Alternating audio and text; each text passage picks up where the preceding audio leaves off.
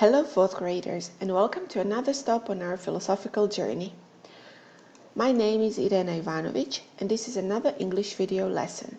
The title today is The World is My Construct. And here are the learning outcomes for the day. I expect that by the end of the lesson you should be able to discuss a specific philosophical approach, to summarize a multimodal text on a specific philosophical approach, and to report imperatives. If you follow all the instructions and do all the tasks, I have no doubt you will be successful. Before we start, make sure that you have everything you need. Your notebook or a piece of paper and something to write with. You will also need a computer or tablet with internet access.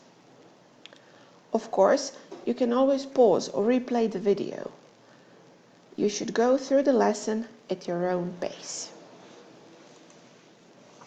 So, let's start.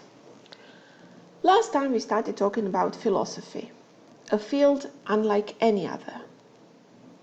We have said it is unique, both in its methods and in the nature and breadth of its subject matter.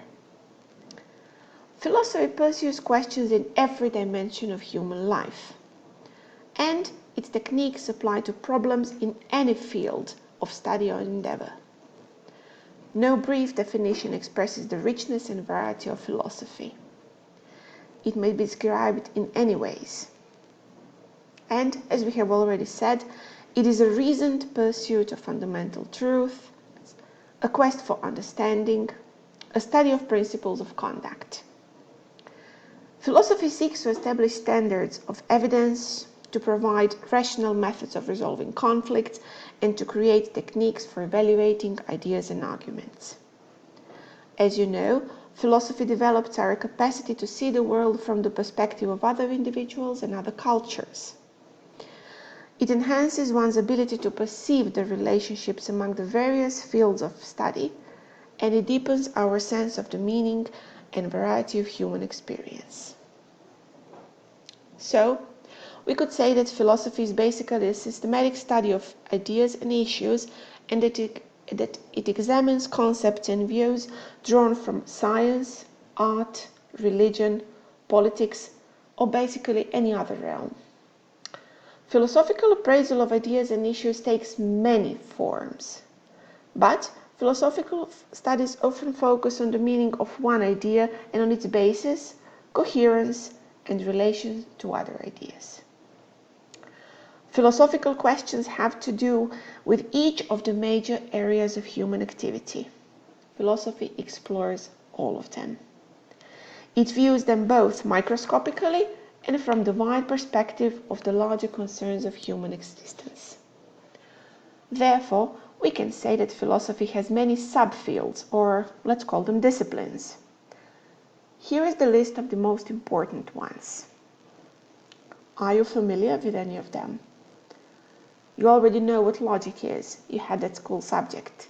But are you familiar with metaphysics, epistemology, aesthetics? You probably have an idea what political and social philosophy are all about, and you already know what ethics is. But do you think you could describe what any of them refer to? If not, make sure to follow the link and investigate more. So, let's see if you were right. Let's see how much you remember. Look at the list of philosophical disciplines on the left and the list of concepts and notions they deal with on the right. Match the two lists.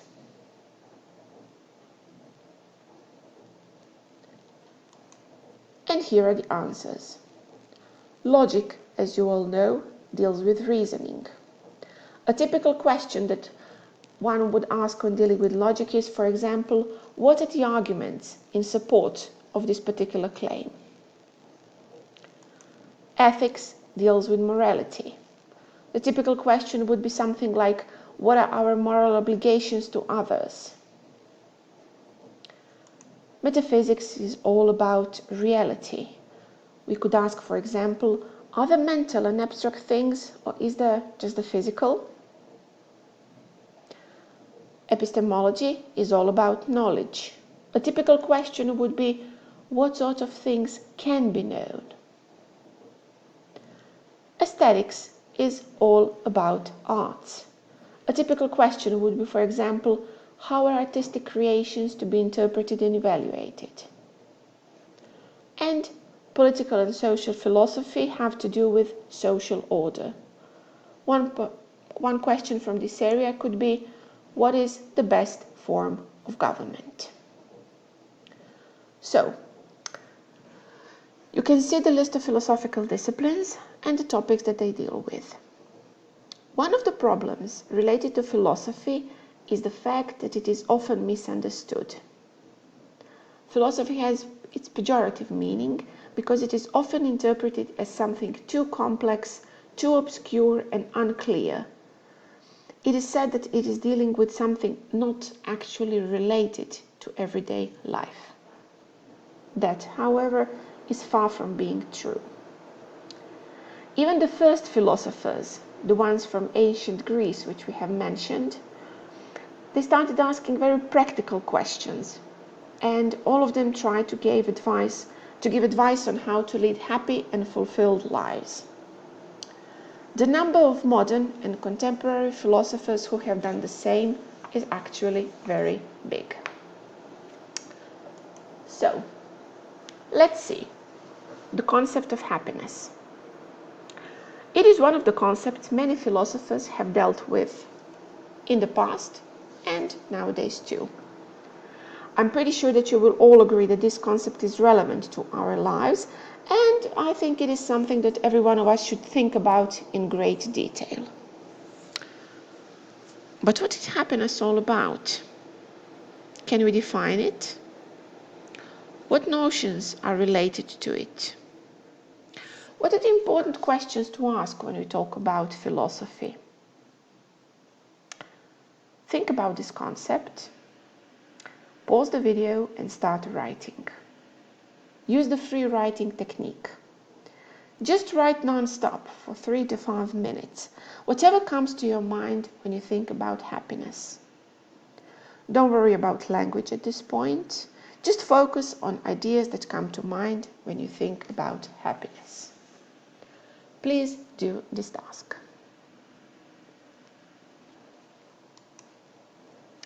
Now, have a look at this comment. It's actually one perspective of happiness. Happiness of any given life is to be measured, not by its joys and pleasures, but by the extent to which it has been free from suffering from positive evil.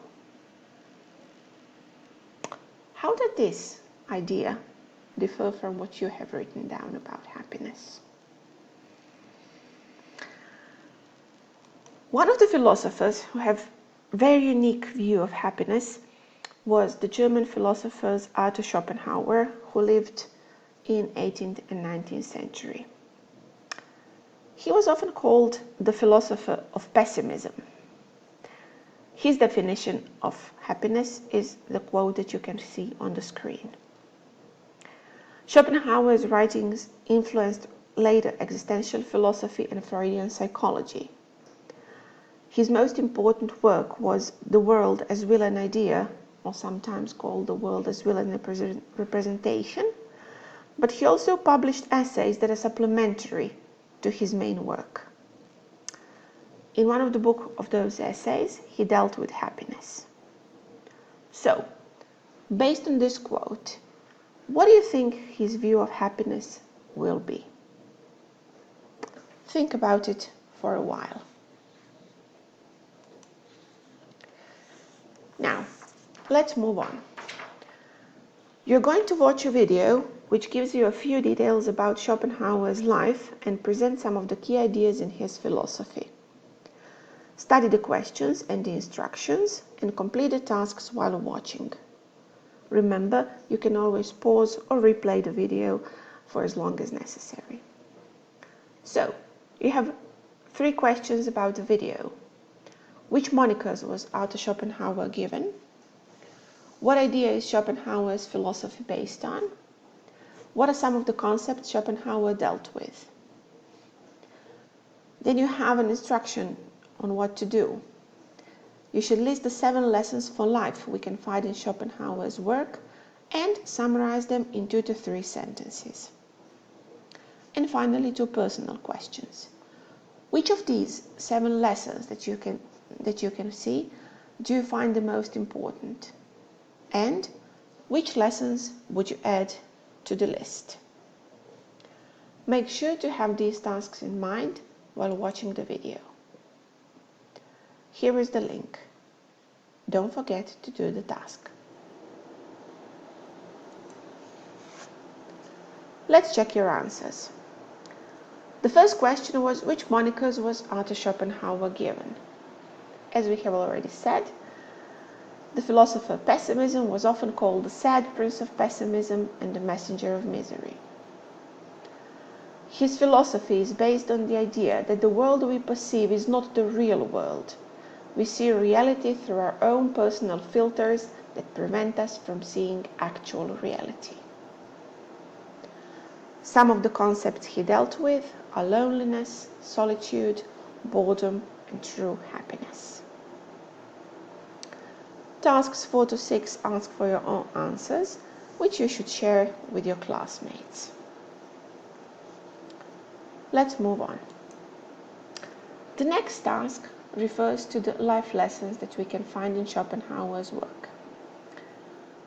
Find a partner and compare your summaries and the life lessons that you added to the list.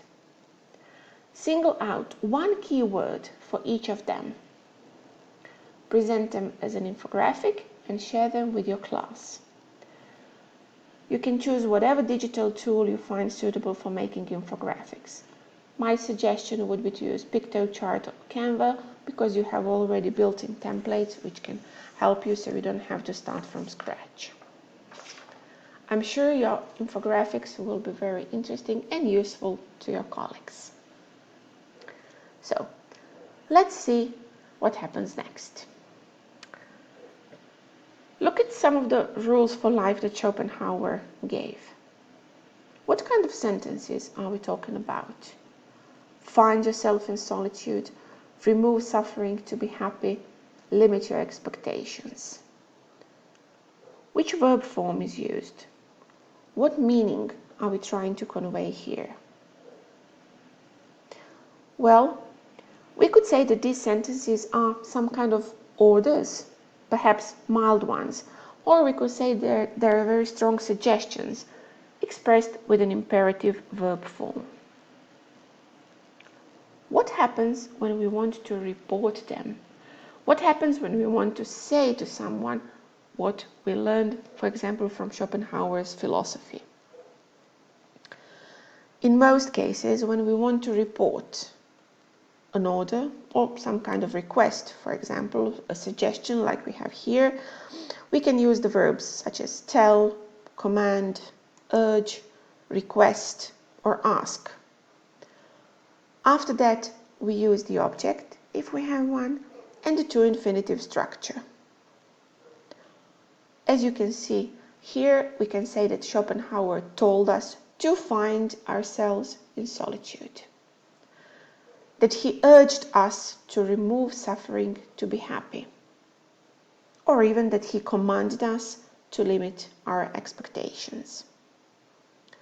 Of course, you can use some other reporting verbs as well, depending on what the sentences expresses and the meaning they convey. But you have to be careful with the structure of reported speech because it will not necessarily be the same. Sometimes we will need a that and a clause, just like we had when we were reporting statements. And sometimes we will have verbs followed by a gerund. Let's see how it works in practice. Here is the list of all the Schopenhauer's rules from the video. How would you report them? Here are some of the reporting verbs that you can use.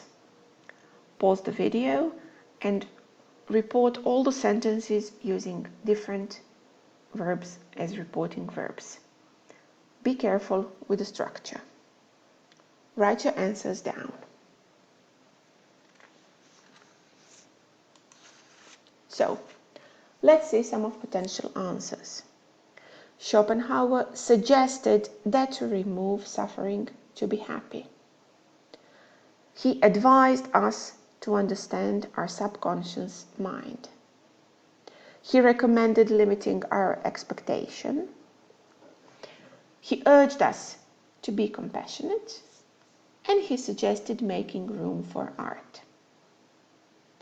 So, just like we said, in most cases you will have verb followed by an object into infinitive phrase, but sometimes you will also have a gerund after the verb, the reporting verb, or the that clause which you need to insert then.